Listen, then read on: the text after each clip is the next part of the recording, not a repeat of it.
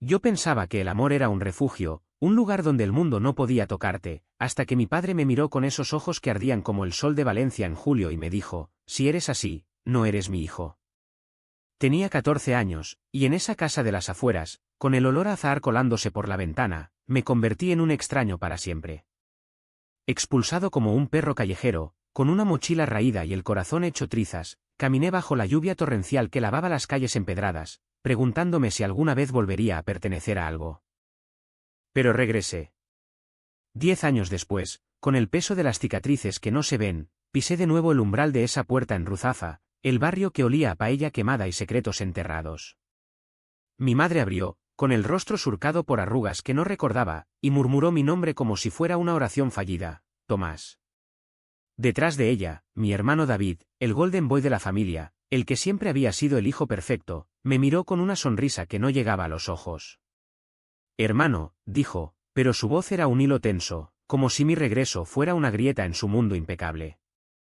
Y en ese instante, supe que la verdad que me había exiliado no era solo mía, era nuestra, y Valencia, con su luz implacable, nos obligaría a mirarla de frente.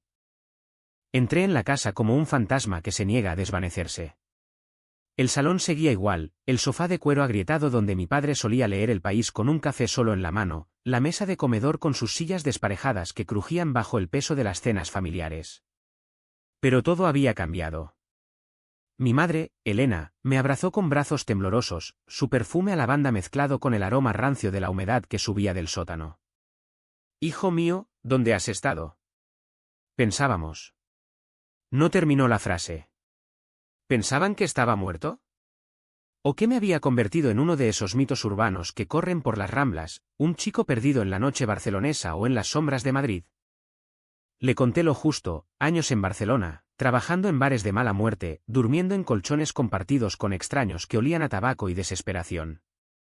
Había estudiado de noche, un ciclo de FP en hostelería, porque el hambre no espera a que cures el alma. Pero no mencioné a los hombres que habían pasado por mi cama como tormentas fugaces, ni las noches en que me despertaba sudando, soñando con el portazo de mi padre. David, mi hermano mayor, se quedó en el umbral de la cocina, cruzado de brazos, con esa postura de hombre hecho y derecho que siempre había envidiado. Tenía 32 ahora, casado con una mujer llamada Laura que olía a Chanel y a estabilidad burguesa. Bienvenido a casa, Tommy, dijo, usando el diminutivo que odiaba desde niño. Su voz era suave, pero sus ojos. Dios, sus ojos me escrutaban como si buscaran la mancha que me hacía impuro. Cenamos en silencio, roto solo por el tintineo de los cubiertos contra los platos de loza fina que mi madre sacaba para las ocasiones. Paella valenciana, con el arroz suelto y el azafrán tiñendo todo de oro falso.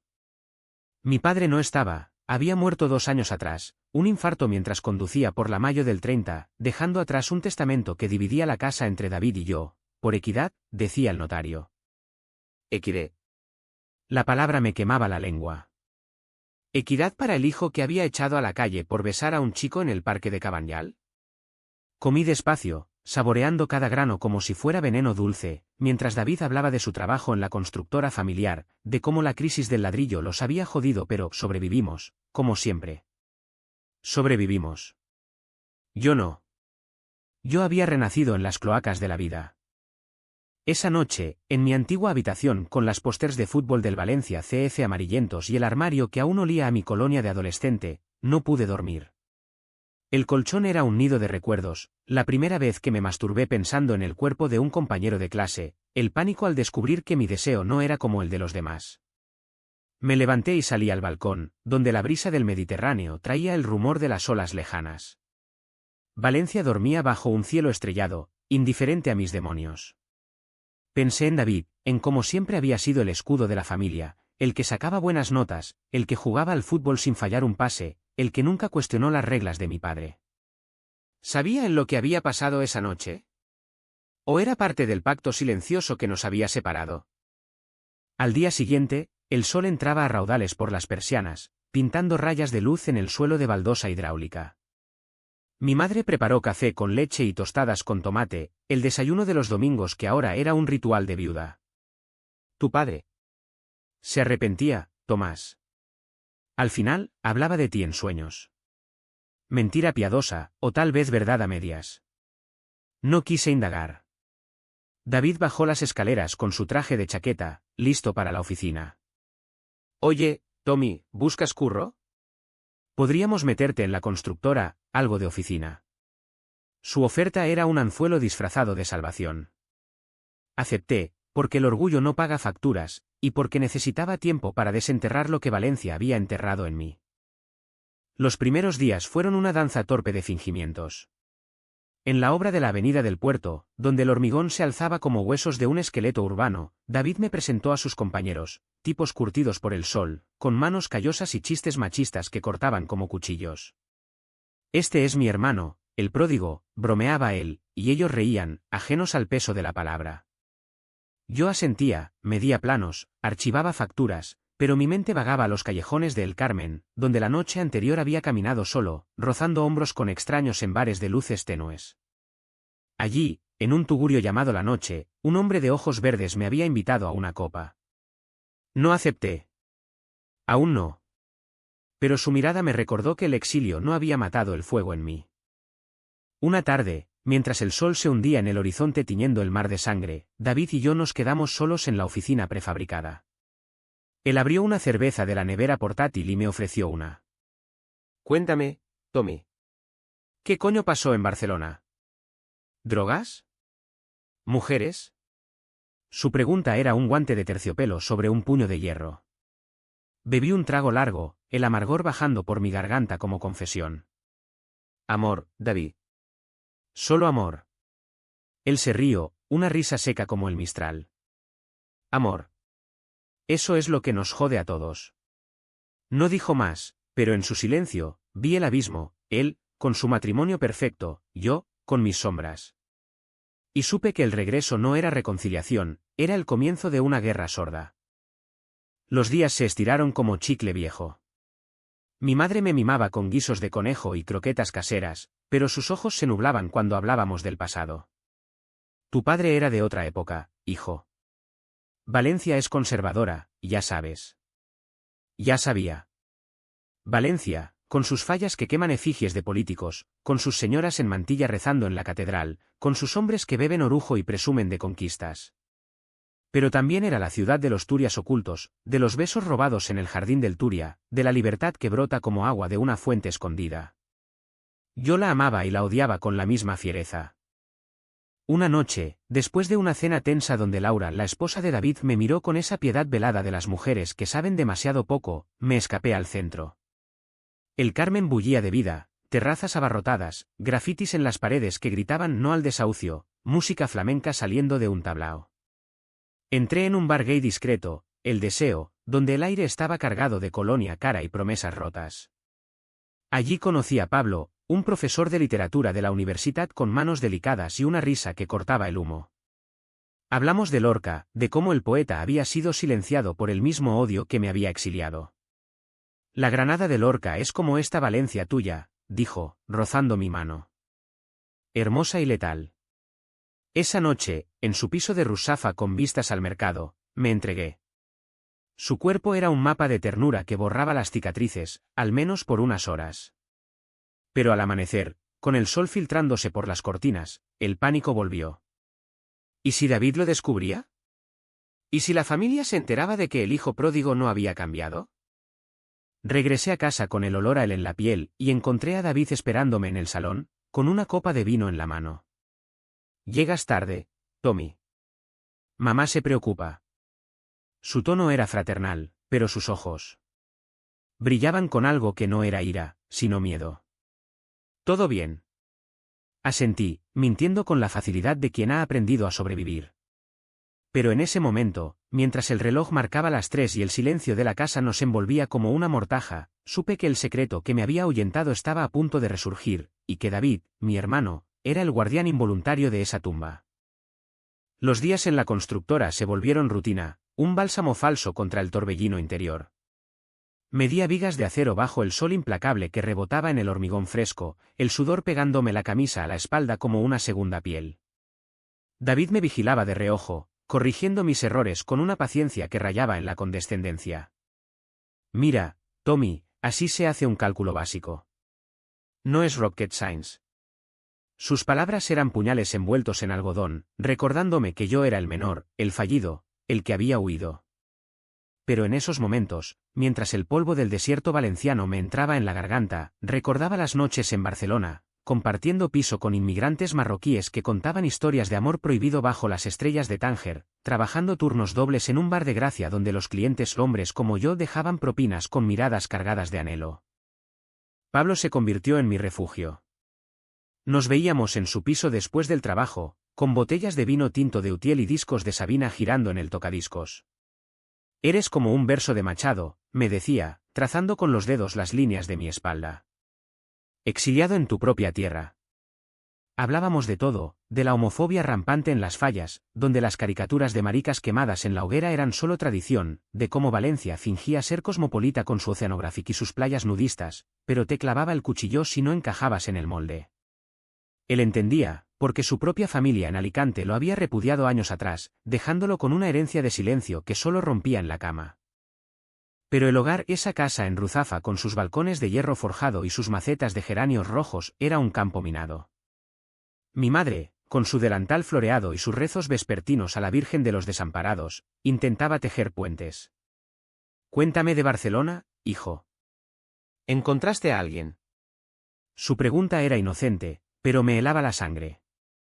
Le hablaba de amigos genéricos, de paseos por el Park Güell, omitiendo los besos en la fuente mágica, las manos entrelazadas en la rambla del Raval. David, por su parte, se volvía más distante. Laura estaba embarazada 3 meses, me anunció una noche con una sonrisa radiante, y de repente, yo era el tío que debía alegrarse, el que olvidaría sus tonterías por el bien de la familia. Vas a ser el mejor tío, Tommy, dijo, palmeándome la espalda con fuerza. Su tacto era áspero, como si quisiera borrar algo de mi piel. Una tarde de viernes, el calor era asfixiante, el tipo de bochorno que hace que el aire vibre como una cuerda tensa. Terminamos temprano en la obra, y David propuso ir a la playa de la Malvarrosa. Como en los viejos tiempos, ¿eh? Tú, yo y el fútbol en la arena. Acepté, porque rechazar habría sido admitir la fractura. Condujimos en su Audi reluciente, el viento del mar colándose por las ventanillas abiertas, trayendo sal y libertad. En la playa, con las sombrillas rayadas como lunares en la piel dorada de Valencia, nos sentamos en la arena caliente, bebiendo cervezas estrella de una nevera portátil. Los niños corrían gritando, parejas se besaban sin pudor, y por un momento, fui de nuevo el hermano menor, el que admiraba a David por su tiro imparable al arco del Levante. Pero el pasado es un perro que muerde cuando menos lo esperas. Mientras el sol se ponía, tiñendo las olas de púrpura, David sacó una foto vieja de su cartera, nosotros dos, a los 10 y 12, en la playa, con mi brazo alrededor de su cuello y sonrisas desdentadas. Éramos inseparables, Tommy. ¿Qué coño pasó? Su voz era un susurro ronco, ahogada por el rumor de las olas. Miré la foto, mi yo infantil con ojos que ya guardaban secretos. Tú lo sabes, David. Esa noche, cuando papá me pilló con Miguel en el garaje. El nombre salió como un eructo, amargo y necesario. Miguel, el chico del instituto con rizos negros y una risa que hacía que el mundo pareciera menos cruel. Nos habíamos besado torpemente, con el olor a gasolina y miedo en el aire, hasta que la luz de la linterna de mi padre nos congeló. David se tensó, la cerveza temblando en su mano. Papá estaba borracho, Tommy. Furioso por el curro. No era por eso. Mentira. Yo lo había visto en sus ojos, el asco, la traición, como si mi deseo fuera una mancha en el escudo familiar. Me echó, David. Con 14 años, en plena noche. ¿Dónde estabas tú? Él apartó la mirada, clavándola en el horizonte donde el faro de Serranos parpadeaba como un ojo acusador. Estaba en mi habitación. Oí los gritos, pero pensé que era una bronca más. Silencio. El tipo de silencio que se come las palabras, que las mastica hasta dejar solo hueso. Lo siento, hermano. 2 palabras. Todo lo que tuvo para mí en 10 años. Regresamos en coche, el trayecto un túnel de mutismo roto solo por la radio sintonizando Radio Valencia, con boleros que hablaban de amores imposibles. Esa noche, en la cama, con el ventilador zumbando como un insecto furioso, reviví la escena, el portazo, la lluvia azotando mi mochila, las calles de Valencia engulléndome como un laberinto de adoquines resbaladizos. Había caminado hasta la estación de Sátiva, dormido en un banco hasta el primer tren a Barcelona, donde un cura de Cáritas me dio un sándwich y una manta. 10 años de supervivencia, camarero en el Born, modelo para artistas en la Llotja, amante de un empresario que me dejó con el corazón en pedazos y un piso vacío. Y ahora, de vuelta, con David pidiendo perdón demasiado tarde. Al día siguiente, el embarazo de Laura se convirtió en el centro del universo. Mi madre preparó una comida de celebración, fideuá con gambas, ensalada de cogollos y tarta de almendras. Laura, con su barriga incipiente y su vestido vaporoso, me tomó la mano. Tomás, David dice que eres el mejor hermano. Serás el padrino. Su inocencia me dolió como un latigazo. Asentí, tragando la bilis. Pero durante la comida, mientras el vino fluía y las risas llenaban el aire, capté la mirada de David. No era gratitud, era súplica. Súplica para que guardara el secreto, para que no empañara su felicidad perfecta con mi verdad rota. Esa semana, Pablo me llevó a una manifestación en la Plaza de la Virgen, Orgullo LGTB, con banderas arcoíris ondeando bajo el cielo azul y cánticos que resonaban contra las paredes de la basílica. Esto es Valencia real, dijo, besándome en público por primera vez. El beso fue breve, salado por el sudor y la adrenalina, pero suficiente para que un grupo de abuelos en un banco nos mirara con labios fruncidos. No me importó. Por un instante, fui libre. Pero al volver a casa, con el orgullo latiendo en mis venas, encontré a mi madre llorando en la cocina. David y Laura discuten, hijo. ¿Por tonterías? No eran tonterías.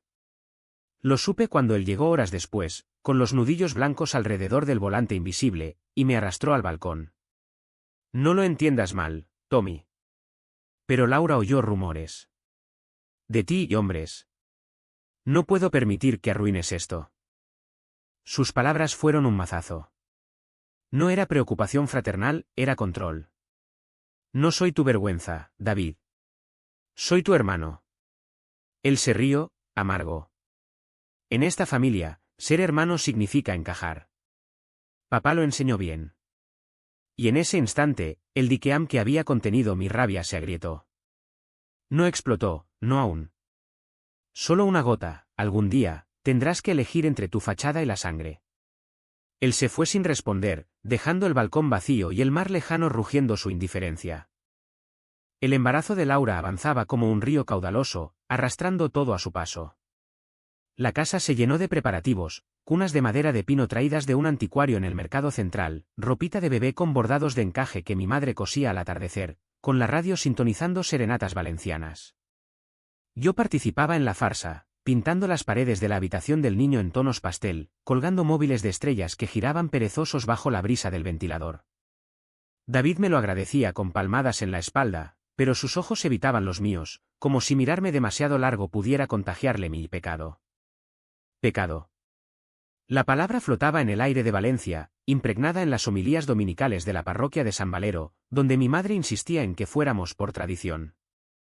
Pablo era mi ancla en esa deriva. Nuestros encuentros se volvieron rituales, cenas en su piso con vino de la tierra y aceitunas aliñadas, seguidas de noches en que sus manos desentrañaban mis nudos emocionales. Eres más que el hijo expulsado, murmuraba contra mi cuello, mientras el tráfico de Rusafa zumbaba abajo como un latido colectivo. Hablábamos de futuro, quizás mudarnos juntos a un ático en el Cabanyal, con vistas al mar y un gato callejero que ronroneara en el alféizar. Soñaba con eso, con una vida donde el amor no fuera un secreto susurrado en las sombras. Pero la realidad era un recordatorio constante, las miradas de los compañeros en la constructora, que bromeaban sobre maricones en las pausas para el café, o la forma en que Laura me tocaba el brazo con guantes de invisible protección, como si mi cercanía pudiera manchar al bebé. Una mañana de octubre, con el aire fresco trayendo el aroma a castañas asadas de las calles, todo se torció un poco más. Estaba en la oficina, archivando facturas bajo la luz fluorescente que parpadeaba como un corazón irregular, cuando David irrumpió con el rostro pálido. Tenemos un problema, Tommy. El notario llamó, hay un error en el testamento. Papá dejó una cláusula sobre la herencia. Su voz era un hilo, y supe antes de que lo dijera, la casa solo era mía si demostraba madurez. Madurez. Código para heteronormatividad, para un matrimonio que sellara mi rehabilitación. No jodas, David. Papá escribió eso desde la tumba. Él asintió, pasándose la mano por el pelo canoso prematuramente. Era su forma de protegernos. Pero ahora, con el crío en camino, necesito la casa estable. Firma la renuncia, Tommy. Por la familia. Por la familia. Las palabras me golpearon como una ola en la Malvarrosa durante la gota fría. Renunciar a mi parte, a la única atadura tangible con este suelo que me había rechazado. Me quedé mirándolo, el papeleo temblando en su mano extendida como una ofrenda envenenada. No soy tu peón, David. No lo fui a los 14, no lo seré ahora. Él se acercó, su aliento oliendo a menta y pánico. Piensa en mamá. En el escándalo si sales del armario de nuevo. Valencia habla, Tommy. Y nosotros no somos de los que dan que hablar. El armario.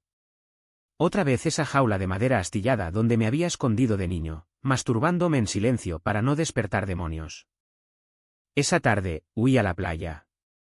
El viento azotaba las dunas, levantando remolinos de arena que picaban como reproches. Me senté en un banco de madera pulida por el salitre, mirando cómo las gaviotas planeaban en círculos eternos. Recordé a Miguel, mi primer amor truncado, su risa en el instituto, el sabor de sus labios en el garaje, el terror en sus ojos cuando mi padre gritó. Había huido a Madrid, oí decir, y se casó con una chica de buena familia. ¿Cuántos como nosotros, exiliados internos en una ciudad que presume de puertos abiertos pero cierra las puertas del corazón? Llamé a Pablo, mi voz quebrada por el viento. Ven. Necesito. Él llegó en taxi, con una manta y termos de chocolate caliente, y nos quedamos allí hasta el anochecer, envueltos en silencio compartido. De vuelta en casa, la cena fue un campo de minas. Mi madre sirvió gazpacho frío y tortilla de patatas, pero el aire estaba cargado de electricidad estática. Laura, con náuseas matutinas que la dejaban pálida como la luna, excusó su ausencia, y David comió en silencio, su tenedor raspando el plato como uñas en una pizarra. Hablemos claro, dijo al fin, cuando mi madre se retiró a fregar. Firma, Tommy. O todo se va a la mierda. Su ultimátum era crudo, valenciano en su franqueza, o te adaptas o te ahogas. Me levanté, la silla chirriando contra el suelo. La mierda ya está aquí, David. Desde que me echasteis. Y no firmaré. Prefiero dormir en la calle que vender mi alma por una casa. Él no respondió, solo se fue a su habitación, cerrando la puerta con un clic que resonó como un veredicto. Esa noche, Pablo me recogió en su coche, un viejo Seat Ibiza que olía a libros viejos y a él. Dormimos en su piso, con el rumor del metro pasando bajo las calles como venas subterráneas.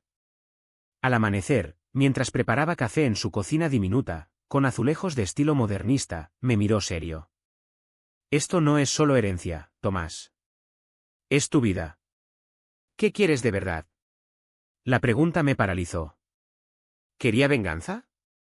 ¿Perdón? ¿O solo la libertad de amar sin que Valencia me juzgara con sus ojos de piedra? Los días siguientes fueron una tregua frágil. David me ignoraba en el trabajo, asignándome tareas solitarias en los rincones polvorientos de la obra, mientras Laura me enviaba mensajes de texto con emojis de bebés y corazones, como si la dulzura pudiera suturar heridas. Mi madre, ajena o fingiendo serlo, me cocinaba platos de la infancia, arroz al horno con costillas, que comía solo en la mesa, con el fantasma de mi padre observándome desde la foto enmarcada en la chimenea. En una de esas comidas solitarias, encontré una carta vieja en un cajón, palabras de mi padre, garabateadas en papel amarillento. Tomás, si lees esto, sabe que te quise. Pero el mundo no perdona debilidades. Debilidades. Mi amor era una debilidad, un lujo que Valencia no podía permitirse. Pablo me llevó a una terapia grupal en el centro LGTB de Benimaclet, un local con paredes pintadas de colores y sillas en círculo como un ritual pagano. Allí, entre hombres y mujeres con historias que ecoaban la mía, expulsados, silenciados, renacidos, hablé por primera vez de la noche del portazo. Me sentí como un animal herido, corriendo bajo la lluvia, preguntándome si merecía el aire que respiraba. Las lágrimas vinieron, calientes y liberadoras, y un chico de Torrent me abrazó, susurrando bienvenido a casa. ¿Casa? La palabra dolía, pero por primera vez, no era una herida abierta. Sin embargo, la grieta se ensanchaba. David empezó a beber más, llegando tarde con el olor a ginebra en el aliento, discutiendo con Laura en susurros que se filtraban por las paredes finas. Una noche, lo oí gritar, tu hermano es un puto maricón, y nos va a joder a todos. Las palabras cayeron como plomo fundido. Laura lo calló, pero el daño estaba hecho. Me quedé en la cama, el corazón martilleando como un tambor de fallas, sabiendo que la tregua había muerto, y que el Big ACHAM, ese veneno lento de la indiferencia familiar, estaba a punto de erupcionar. Noviembre trajo la gota fría, esas lluvias torrenciales que convierten Valencia en un río revuelto, anegando las calles de Ruzafa y convirtiendo los adoquines en trampas resbaladizas. El agua caía como lágrimas colectivas, lavando el polvo de la obra pero no las manchas del alma. En la constructora, el trabajo se ralentizó, las máquinas callaban bajo lonas empapadas, y los obreros se guarecían en la caseta, contando chistes sucios para ahuyentar el frío. David me evitaba, su presencia un espectro al final del pasillo, firmando papeles con mano temblorosa. Yo continuaba, midiendo distancias que no importaban, porque medir el abismo entre nosotros era imposible. Pablo notó el cambio. «¿Estás apagado, amor?» Como si Valencia te succionara el alma. Tenía razón. La ciudad, con su mezcla de barroco y modernidad, de catedrales góticas y rascacielos de vidrio, me asfixiaba. Paseábamos por el jardín del Turia, bajo los puentes convertidos en pasarelas verdes, donde runners jadeaban y parejas picnicaban en la hierba húmeda. «Deberíamos irnos», proponía él, entrelazando sus dedos con los míos. «¿A Madrid o al extranjero?» «Berlín te llamaría». «Berlín». La idea brillaba como un faro, pero mis raíces, esas raíces torcidas y profundas, me ataban al suelo valenciano, a la casa que era mi herencia y mi cárcel. La noche del desplome llegó sin aviso, como esas tormentas que rompen el cielo sin truenos previos. Era viernes, y Laura había insistido en una cena familiar para unirnos. Mi madre preparó su especialidad, alipebre, el guiso de anguilas que picaba la lengua y el corazón, servido con pan crujiente y vino de la bodega paterna. Nos sentamos a la mesa, bajo la lámpara de araña que mi padre había instalado con sus propias manos, su luz amarillenta proyectando sombras alargadas. Laura, con 6 meses de embarazo, irradiaba una glow que contrastaba con la tensión en el aire. «Tomás, cuéntanos de tu Pablo», dijo de repente, su voz dulce pero punzante. David se atragantó con el vino, tosiendo como si lo hubiera envenenado. El nombre salió a la luz como un cuerpo arrojado al río Turia. «¿Pablo?» «¿Quién es Pablo?», preguntó mi madre, sus ojos pasando de mí a David como flechas. Intenté suavizarlo, «un amigo. Un buen tipo». Pero Laura, con esa intuición de las embarazadas que ven a través de las mentiras, sonrió. «Más que un amigo, ¿verdad?» David me lo contó todo. «¿Todo?» La palabra detonó. David palideció, su tenedor cayendo al plato con un clangor metálico. «Laura, no es el momento». Pero ella, impulsada por hormonas o justicia, continuó, «me dijo que eres gay, Tomás. Que por eso te fuiste. Y que ahora estás con otro hombre. ¿Es verdad?» El silencio que siguió fue ensordecedor, roto solo por el goteo de la lluvia contra las ventanas. Mi madre se llevó la mano al pecho, murmurando una jaculatoria. David me miró, suplicante, como si yo pudiera negar la verdad para salvar su mundo. Pero algo se rompió en mí entonces, no con furia, sino con una quietud glacial, como el momento antes de que el mar se retire para un tsunami. «Sí», dije, mi voz calmada, casi serena. «Soy gay. Siempre lo he sido. Y Pablo es el hombre que amo. Me fui porque nuestro padre, me echó por eso. Y tú, David, lo viste todo y no hiciste nada». Las palabras cayeron pesadas, cada una un ladrillo desmoronando la fachada familiar. Mi madre sollozó, cubriéndose el rostro con el delantal. «Virgen Santísima, qué vergüenza». «Vergüenza. La misma que me había exiliado a los 14, que me había hecho dormir en estaciones de tren con el estómago vacío y el alma hecha jirones». David se levantó, derribando la silla. «Cállate, Tommy. Estás destruyendo todo. Pero yo no callé. Por primera vez, el dolor se transformó en claridad. No, David. Lo destruiste tú al callar. Al fingir que yo era el problema. Al pedirme que renuncie a mi herencia para que tu vida siga siendo una postal perfecta.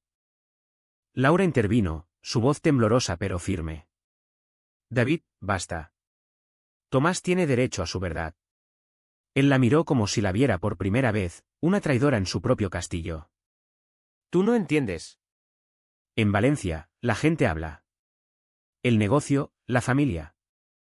Pero el argumento se deshizo en el aire húmedo, porque en ese momento, la puerta se abrió de golpe, y Pablo entró, empapado por la lluvia, con una botella de cava en la mano como ofrenda de paz.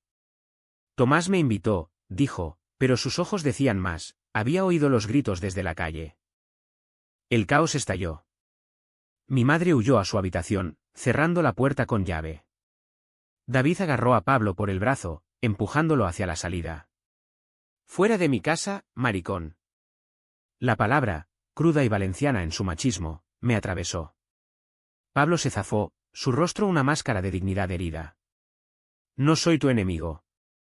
Solo amo a tu hermano. Pero David, cegado por el pánico, lo empujó contra la pared, el cuadro de la Sagrada Familia tambaleándose. Yo intervine, separándolos, mi voz un rugido ahogado, basta. Esto acaba aquí. El turning point no fue el grito, sino el silencio que siguió. Pablo se fue, murmurando llámame cuando estés listo. David se derrumbó en el sofá, la cabeza entre las manos, sollozando como un niño. Lo siento, Tommy. Dios, lo siento tanto. Lágrimas. Por fin, lágrimas de mi hermano, pero llegaron demasiado tarde. Me quedé allí, en el centro del salón inundado de luz mortecina, sintiendo el dolor florecer en mi pecho, primero agudo, como un cuchillo, luego un estallido que me dejó sin aliento, y finalmente, una parálisis helada, como si el cuerpo se rindiera al peso del mundo. No grité, no huí. Solo me senté en el suelo, la lluvia golpeando las ventanas como un requiem, y dejé que el vacío me envolviera. Esa noche, solo en mi habitación, con el olor a anguilas rancias flotando en el aire, toqué fondo. Miré mi reflejo en el espejo empañado, ojos hundidos, piel pálida salpicada de barba incipiente, un hombre de 24 forjado en el fuego del rechazo. ¿Valía la pena? ¿Valía este regreso, esta familia que me devoraba vivo? El teléfono vibró, un mensaje de Pablo. Estoy aquí. ¿Siempre? Respondí con un emoji de corazón, pero mis dedos temblaban. El secreto había salido, pero en lugar de liberación, trajo una quietud sepulcral. Valencia, con su lluvia inclemente, parecía susurrar, ahora, elige. La mañana después del desmoronamiento, Valencia amaneció envuelta en niebla, un velo gris que difuminaba los contornos de las torres de la ciudad de las artes y las ciencias, haciendo que la ciudad pareciera un sueño febril. Me desperté con el cuerpo entumecido, como si la lluvia de la noche hubiera calado hasta los huesos. La casa estaba en silencio mortal, mi madre no bajó a preparar el café, David no salió para el trabajo, y Laura, pobre Laura, atrapada en el fuego cruzado, había pasado la noche en casa de su hermana en Benicalap. Solo el tic-tac del reloj en el salón marcaba el paso del tiempo, un péndulo que me recordaba que el mundo no se detiene por tus ruinas personales. Bajé a la cocina, donde el fregadero aún guardaba los platos sucios de la cena, con restos de anguilas coagulados como sangre seca. Preparé un café solo, negro como el betún, y me senté a la mesa de formica rayada, mirando por la ventana como la niebla lamía los geranios mustios. El clímax no vendría con fanfarrias, lo sabía. En Valencia, las grandes revelaciones son como las fallas, queman lento, consumen desde dentro, dejan solo cenizas y un eco de petardos lejanos. Y así fue. David apareció en el umbral, con ojeras profundas y la camisa arrugada, sosteniendo una carpeta manila del testamento, el veneno legal que mi padre había legado. Tenemos que hablar, dijo, su voz ronca por el llanto o el aguardiente. Se sentó frente a mí, abriendo la carpeta con manos que temblaban ligeramente. Lee esto. Era la cláusula, palabras frías, notariales, estipulando que la herencia plena requería conducta ejemplar, compatible con los valores familiares. Valores. El eufemismo para represión, para el armario que mi padre había construido con ladrillos de machismo valenciano. Papá lo escribió después de esa noche. Pensaba que te reformarías en Barcelona. Reformar. Como a un mueble viejo, lijado y barnizado para encajar en el salón. No leí más. Cerré la carpeta con un golpe seco, el sonido reverberando como un disparo. No firmaré, David. No renunciaré a lo que es mío por tu paz mental. Él se inclinó hacia adelante, sus ojos inyectados en rojo buscando los míos. Por favor, Tommy. Laura está destrozada. El bebé. No puede nacer en medio de esto. El bebé. El inocente, el que usaba como escudo. Por primera vez, vi la fragilidad en mi hermano, no el Golden Boy, sino un hombre aterrorizado por el fantasma de nuestro padre, por la sombra de un legado que lo asfixiaba tanto como a mí. Tú no entiendes, continuó. Papá me hizo prometer que te enderezaría. Me dijo que si no lo hacía, era un fracaso como hijo. Sus palabras fueron el detonante. No grité, no necesitaba.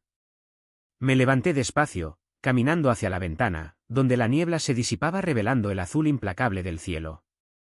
Has sido un fracaso desde esa noche, David.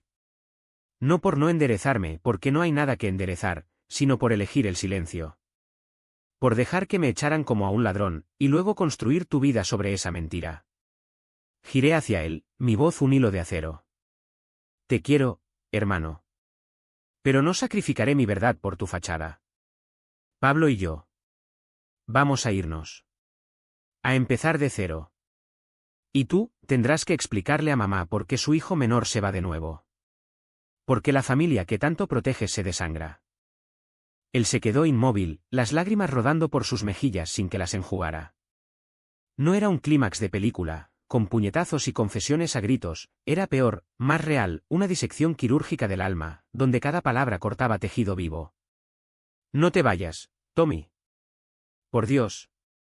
Su súplica era cruda, valenciana en su desesperación, como un fallero rogando al fuego que no consuma su monumento. Pero yo ya había decidido. Llamé a Pablo, y media hora después, estaba allí, con una maleta improvisada y esa sonrisa que era mi salvavidas.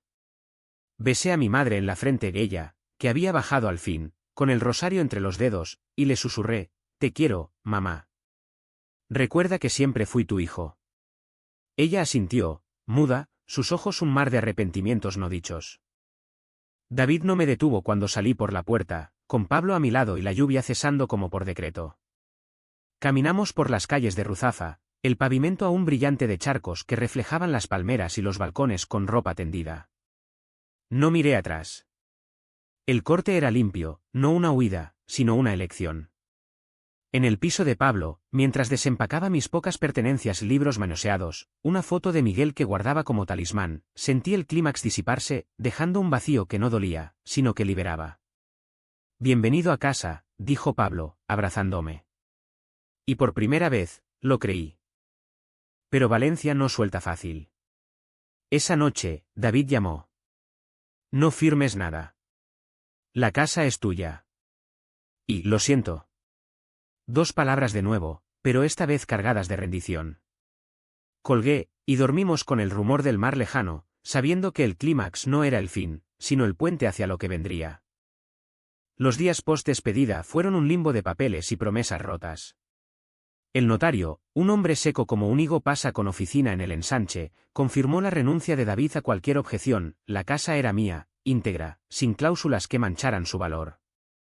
Su padre querría esto, mintió con sonrisa profesional, pero yo sabía la verdad, mi padre rodaría en su tumba de mármol en el cementerio de Grau, pero los muertos no votan. Vendí mi parte a David por un precio simbólico, lo suficiente para que él y Laura empezaran su vida sin deudas, pero no tanto como para que olvidara el costo. Él firmó en silencio, su pluma raspando el papel como un último suspiro. Mi madre se convirtió en una visitante fantasma, llegaba los martes con tupers de cocas de albaricoque y buñuelos de viento, sentándose en el sofá nuevo de Pablo con las manos entrelazadas en el regazo.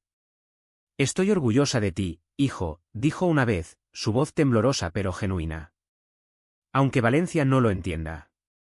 No era perdón total del catolicismo valenciano, es un río profundo de culpas, pero era un paso, me llevó a misa en la basílica, donde el órgano retumbaba como un corazón arrepentido, y al salir, me tomó del brazo sin pudor.